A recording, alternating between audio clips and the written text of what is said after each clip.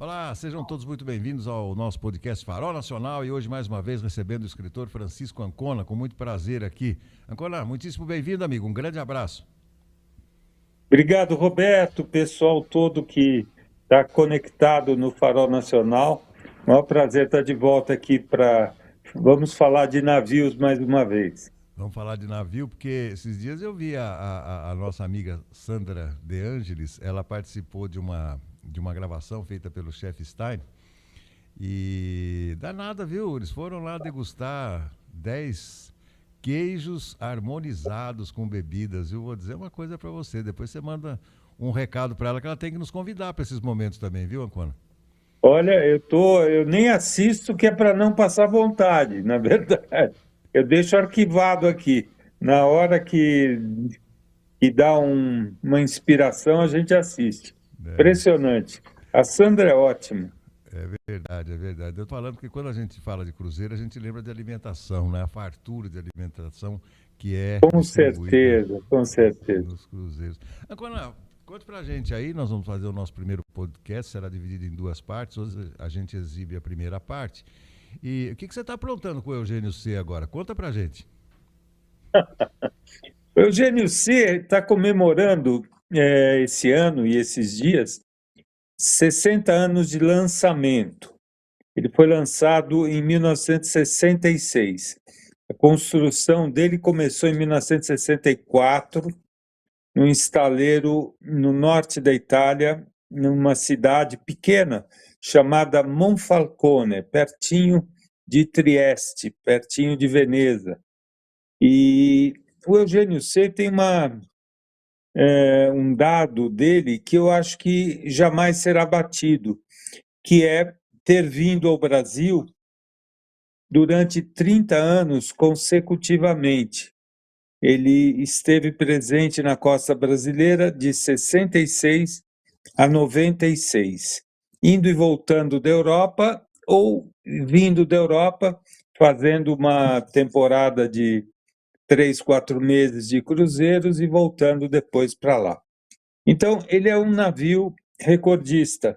É um navio recordista, inclusive, na memória de quem o conheceu. Hoje em dia, já não tem tanta gente assim, porque ele parou de operar aqui no Brasil em 1996. Portanto, para ter viajado nele, a pessoa tem que ter, no mínimo, 35, 40 anos se era criança. E aí, a partir daí, o quanto mais possível se era adulto. Mas foi um navio que marcou época, deixou lembranças espetaculares, navio de uma elegância ímpar, de um carisma, se é que a gente pode dizer que navio tem carisma, de um carisma único, realmente um objeto de desejo naqueles anos. Então, nós estamos lembrando, eu que o conheci muito bem e que trabalhei, fiz vários projetos de marketing com esse navio, me permiti e lancei um livro, né, que é o Memórias do Deck, que tem um capítulo dedicado a ele, várias passagens e tal.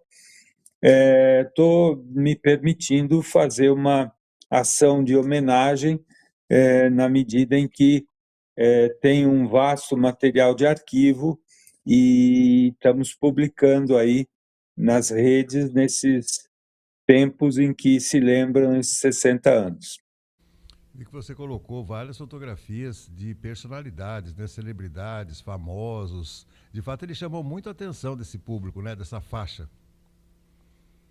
Era uma época, Roberto, você é um cruzeirista, sabe disso, mas aquela era uma época, os anos 70, 80, até 90, era uma época em que os navios eram menores do que os de hoje, né? O Eugênio, para você ter uma ideia, era um navio que transportava cerca de 1.200, 1.300 pessoas no máximo. Bem pequeno. Tinha 510 cabines.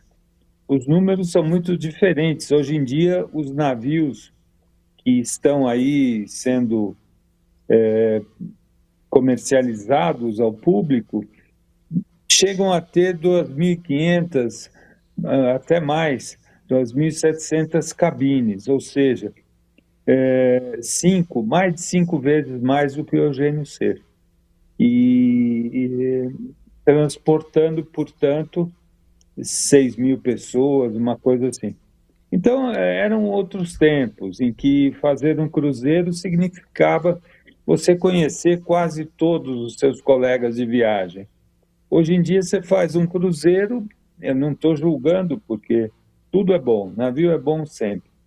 Mas hoje em dia, você faz um cruzeiro e, no último dia da viagem, num elevador ou num restaurante ou num bar, você vai encontrar pessoas que você nunca viu antes, né? Isso num navio do porte do Eugênio C era muito difícil, não acontecia.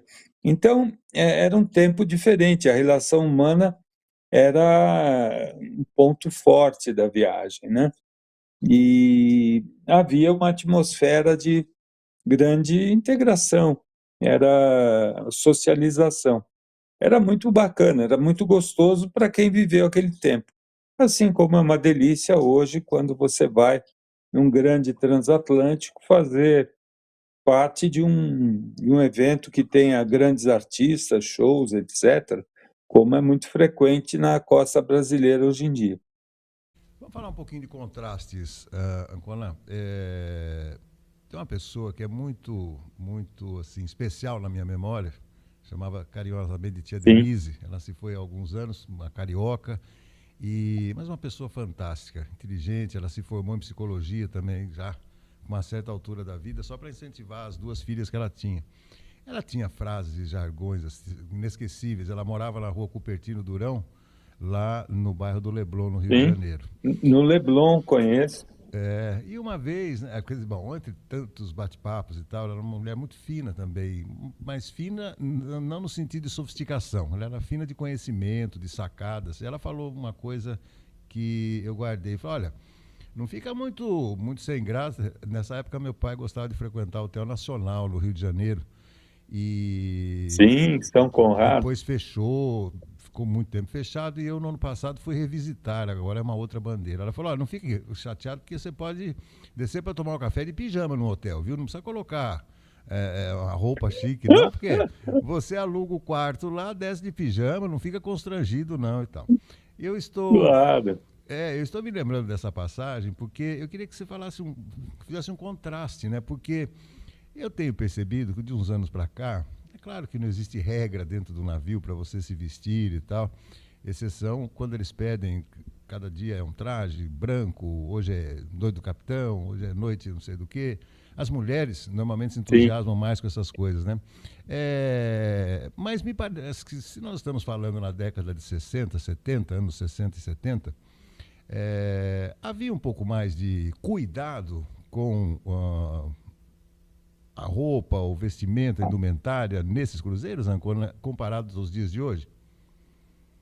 Ah, com certeza, Roberto. O que acontece? Era muito difícil você embarcar para uma viagem de navio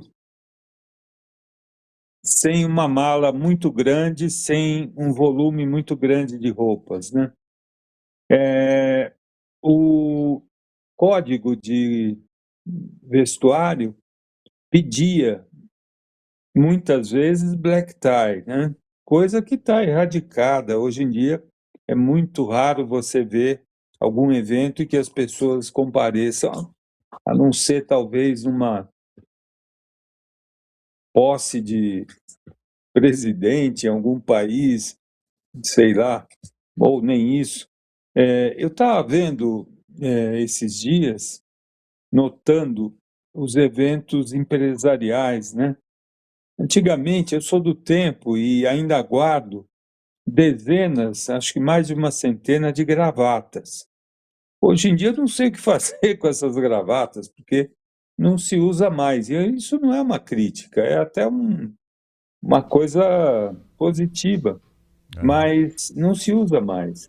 Estava vendo esses dias um evento que reúne os maiores líderes da indústria de cruzeiros lá em Brasília, no Ministério do Turismo, Não tinha ninguém de gravata, Olha, ninguém. O americano, que é o presidente da Clear, estava de blazer, né, de paletó, sem gravata. É elegante, tá bem e tal. E assim como os brasileiros, diretores das companhias marítimas aqui no Brasil, sem gravata. Coisa impensável há uns 20 anos atrás. Impensável. Imagina num cruzeiro, né? Então, eu lembro, eu mesmo, de levar. Eu não, na falta de um smoking, eu levei dois, um branco e um preto. olha, O Summer e o Black.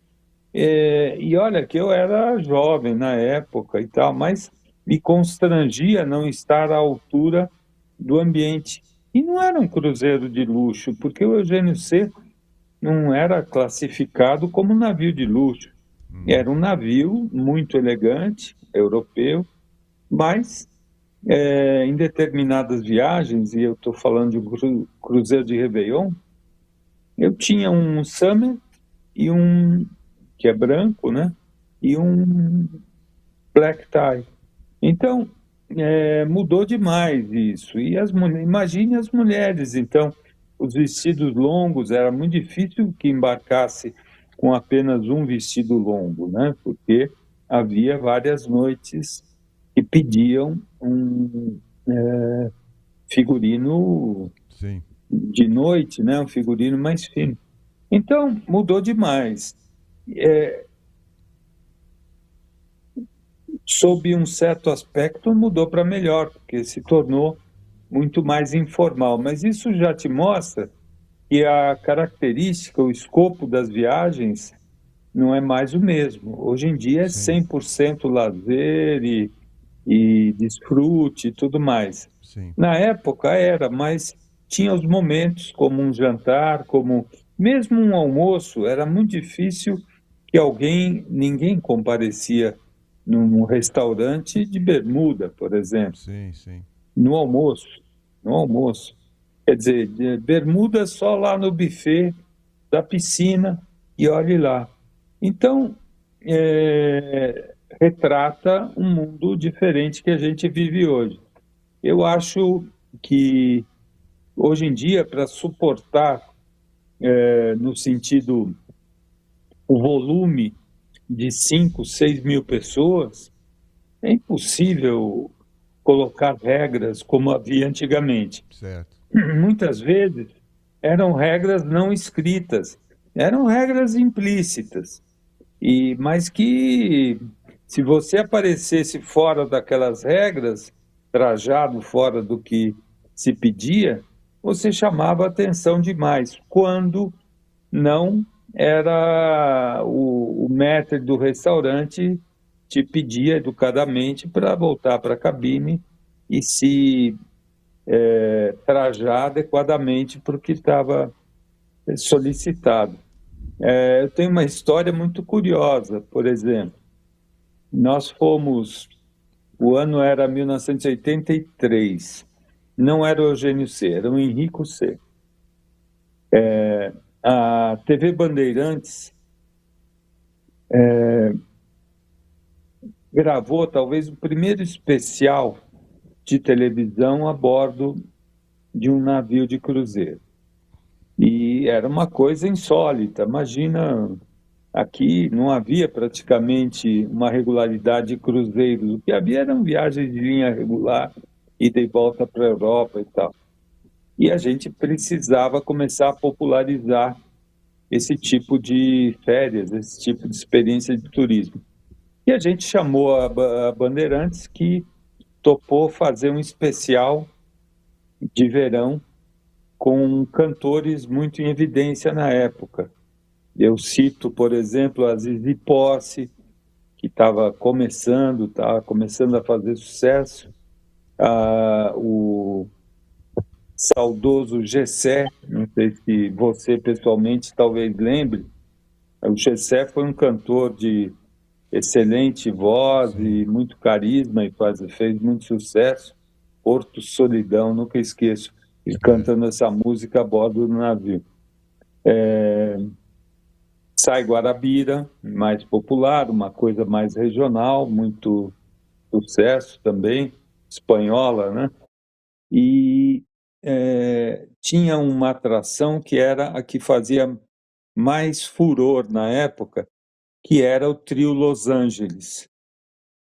E aí você vê que a gente já foi numa direção de popularizar mesmo o navio para atrair um público maior, né? 83, faz 43 anos, olha só. E a gente, o trio Los Angeles se caracterizava por se apresentar com trajes caribenhos, né? Com trajes não. Então, as duas moças estavam com biquíni coberto por uma canga e o cantor estava todo colorido, penas e tal. Era uma atração que tinha estourado aí na mídia e tal. Bom, tinha um jantar de gala. A gente tinha muitos convidados que foram acompanhar a gravação, empresários, gente da sociedade, né, e pessoal ligado à televisão, todo mundo elegante no jantar. Aparece o trio Los Angeles, trajado de trio Los Angeles, na porta do restaurante para entrar para jantar. Meu amigo, não teve negócio Imagina. com o maître francês, imagina, do navio italiano, falou: olha, não, não, não, não, aqui não. Por gentileza, peça aos seus convidados que eles voltem às cabines e se trajem para esse jantar. Rapaz, olha só, eles que deveriam ser uma das atrações mais importantes até do jantar, tiveram que voltar para a cabine e acabaram nem voltando para o jantar. Foram comer lá no buffet improvisado lá na área de piscina. Então, esse tipo de coisa hoje, você imagina, hoje se vai qualquer artista, vamos dizer um daquela época, o Ney Matogrosso.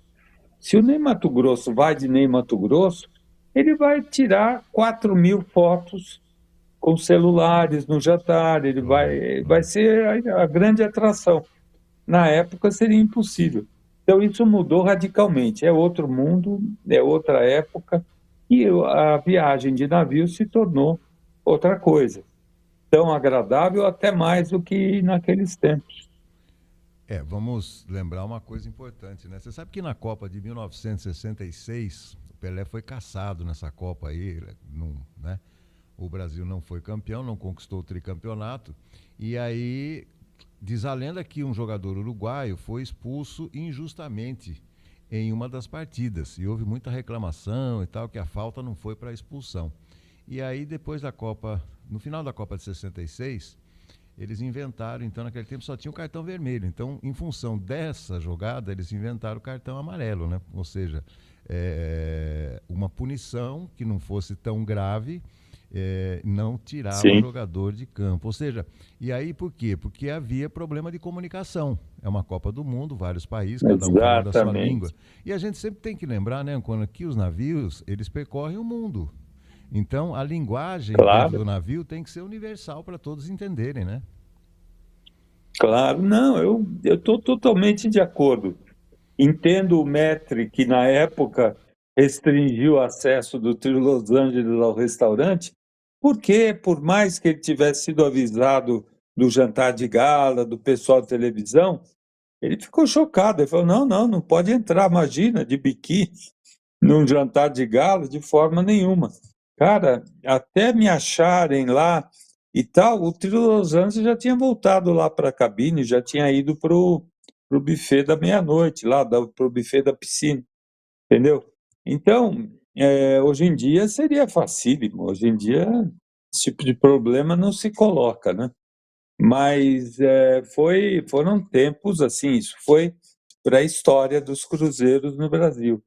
E eu tive muito prazer de lembrar essa e tantas outras histórias para relatar e deixar consumado, né? Deixar imortalizado, porque um dia, já hoje é a história, imagina daqui a 10, 20 anos, o mundo muda tão rapidamente e especialmente os navios e os cruzeiros se tornam outra coisa. Então, acho importante quem vier aí pela frente ter uma referência do que foi, né? E foi um prazer para mim também documentar fotograficamente, porque eu tinha tenho um material farto de arquivo, né? E o Eugênio C, por exemplo, foi o navio na época mais visado, mais fotografado e tudo mais, né? Quem não lembra daquela cena icônica do Roberto Carlos pilotando um helicóptero na orla de Copacabana, né? Ele sobrevoa o Eugênio C e o Eugênio C pegou uma carona, um merchandising de valor incalculável que foi espontâneo e até hoje, se você entra no YouTube, você vê essa cena repetida, só por Roberto Carlos helicóptero, você vai achar o Eugênio C em grande destaque aí, e uma cena longa, ele sobrevoou a panorâmica do helicóptero. Claro, não era o Roberto Carlos pilotando, Sim. supostamente, era um dublê e tal. Mas, no primeiro filme dele, Roberto Carlos em Ritmo de Aventura, né, era 67, o Eugênio C é de 66, era um navio recém-lançado e era a bola da vez, estava todo Imagina. mundo de olho nele. Olha que curiosidade importante, viu? Puxa vida. Você está falando de Sim. 82? 82 eu cursava faculdade de Direito, e os meus ídolos na época, porque eu arranhava um pouquinho no violão, era exatamente Sai Guarabira, que era uma dupla na época muito famosa, né? Você está falando deles aí, me deu uma saudade, né? Ah, bons tempos. Eu lembro, estão aqui na frente dos meus olhos os dois no deck do Henrico C, talvez às 6 da manhã, o sol nascendo, e o pessoal da Bandeirantes gravando com eles, com playback, naturalmente, e os dois no deck do navio na Baía de Guanabara, chegando no Rio de Janeiro. Olha que beleza. Eram tempos deliciosos. Talvez porque a gente fosse 40 anos mais jovem também, né, Roberto? É verdade, verdade. Bom, mas não deixam de ser boas memórias. Quando eu acho que a gente tem que viver cada época como ela se apresenta. O que eu acho Com que não dá, certeza. o que não dá muito certo é você querer viver numa determinada época como você vivia em outra. Aí não dá muito certo, não. Exatamente. Aí não vira. Olha, Estou de acordo. nós estamos conversando com o Francisco Ancona, que é escritor e lançou recentemente o Memórias do DEC, que segue aí sendo promovido e segue em disponibilidade para você acessar pela internet. Eu vou lhe pedir que o nosso próximo bate-papo, você me forneça aí algumas fotos também, para no próximo bate-papo a gente Opa, exibir essas fotos, né, durante o programa. E porque dá para a gente falar claro. muita coisa. Nós estamos falando de, por exemplo, né, de vestimento. E eu vi que nessas fotos que você publicou existiam alguns artistas também. E Sim, quando a gente fala em navio, é inevitável lembrar do Titanic pelo sucesso que fez o filme, claro, né? E pelo próprio evento em si, aquele claro. trágico acidente em 1912. Nós estamos falando do início do século passado, né? E você está falando Sim, de roupas, está me lembrando muito o filme, viu, Ancona? Porque no caso do Titanic em especial, haviam, assim, os compartimentos para cada bolso, né? Para cada tipo de sim. viajante, né? Isso aí já dava para Ah, perceber no Eugênio C ou era mais ou menos tudo igual? eram as classes, né, Roberto? A primeira classe, a segunda e até a terceira classe. Tá. O Eugênio C é engraçado. Ele foi concebido numa época em que ainda havia as classes. Então, quando ele nasceu, havia a primeira classe, a classe turística A, olha que engraçado, e a classe turística B, seria a segunda e a terceira classe. Isso quando ele foi projetado. Ele navegou alguns anos dentro dessa configuração. Tá. porque ele fazia as viagens transatlânticas, as viagens entre a Europa e a América do Sul, viagens de transporte, né? Havia um entretenimento muito discreto, não era tão efusivo como hoje em dia, né? É. E, portanto, havia essas divisões. Agora, uma coisa, e dentro do navio, alguns salões eram para primeira classe, outros para turística A e outros para turística B. Era como se fossem três navios dentro de um, né? Interessante. Produtos diferentes, cabines diferentes, em andares diferentes, restaurantes também separados e tal. O que acontece? O Eugênio C, ele veio ocupar no tempo uma época importantíssima, a da transição dos navios transatlânticos, como foi o Titanic, por exemplo, que quando foi construído tinha essas classes separadas e todos os demais até os anos 60 ou 70. O Eugênio C, quando ele foi concebido, já havia a perspectiva de um segmento de cruzeiros. E cruzeiros são classe única. Então, até o slogan do Eugênio C, da campanha de lançamento dele lá na Itália e no mundo, era o navio que antecipa o futuro. Ele era um navio realmente com um design que permitia ser adaptado facilmente para a classe única, como de fato aconteceu. Então, Ah, o Eugênio C, nessas situações em que ele rapidamente, de 66, quando ele foi lançado, até o 69, 70, a partir daí ele passou a ser um navio de cruzeiros. Ainda fazia algumas viagens de linha, mas passou a se dedicar a voltas ao mundo, a tá. cruzeiros ao Caribe, à América do Sul, à Patagônia e tal. Então ele foi facilmente adaptado a cruzeiros, por isso ele antecipava o futuro. Ele tem uma história muito interessante, por isso eu tenho muito prazer em mostrar a quem não conhecia essa história dele que você está vendo aí nas redes, está vendo artistas aí que a gente teve a bordo, Luísa Brunet, Lucélia Santos, Hugo Carvana, Marieta Severo, um monte de gente. Bruna Lombardi, Richelli, Glória Pires, toda essa gente viajou 30 e tantos anos atrás no Eugênio C. Fico muito feliz de ver que alguns deles têm até compartilhado as fotos que eu tenho publicado. Olha que bacana. São imagens muito bonitas, né?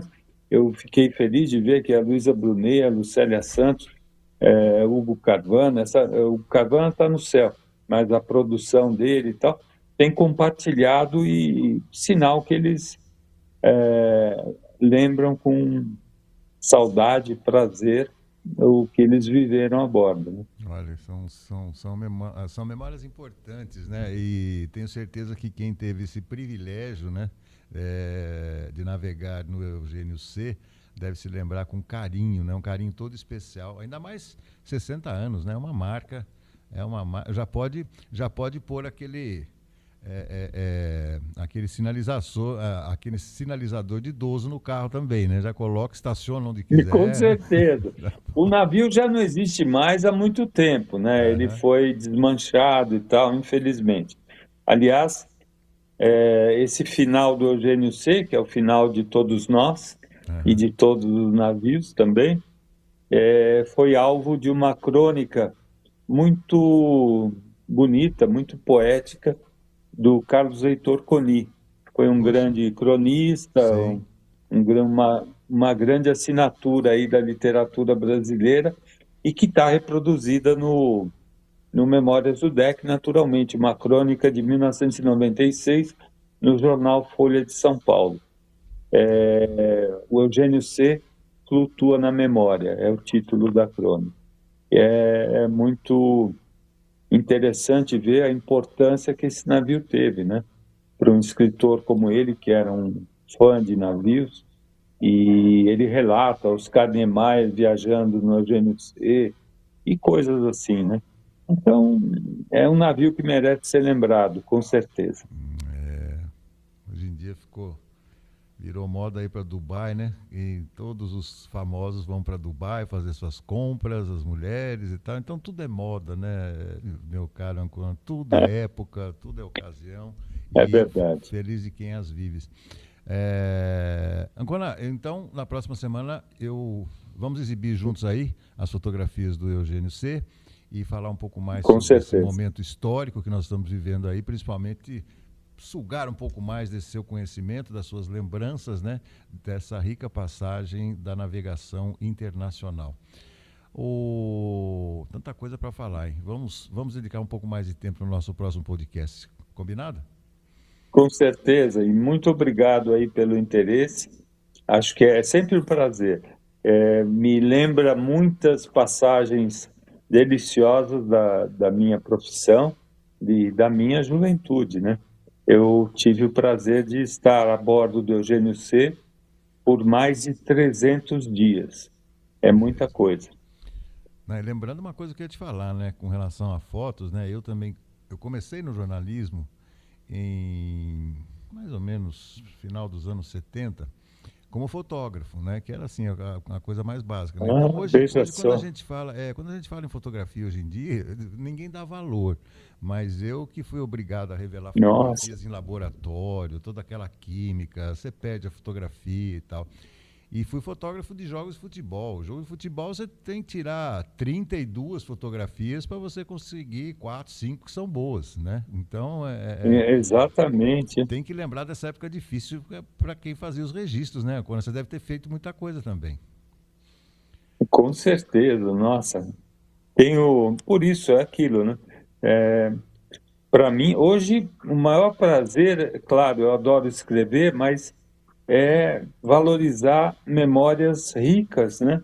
Sim, E passar isso para frente, porque acho que é um dever de quem fez mostrar para quem está vindo como era, exato, em qualquer campo.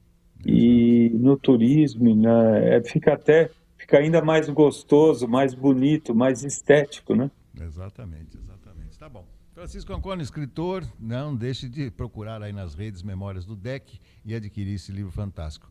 Até semana que vem, meu amigo. Um grande abraço. Até lá. Muito, muito obrigado, Roberto. Abraço a todos aí. Ok, e assim colocamos um ponto final no nosso podcast de hoje. A semana que vem tem mais a sequência do nosso podcast Farol Nacional. Até lá. Algumas novidades merecem ser descobertas antes de todo mundo. E quando elas chegam, abrem caminho para novas possibilidades. O Grupo Engep está preparando algo especial. Ainda não é hora de revelar todos os detalhes, mas você pode estar entre os primeiros a saber. Acesse www.grupoengep.com.br, faça o seu cadastro e receba em primeira mão todas as novidades. Um novo horizonte está prestes a se abrir. Em breve, novidades do Grupo Engep.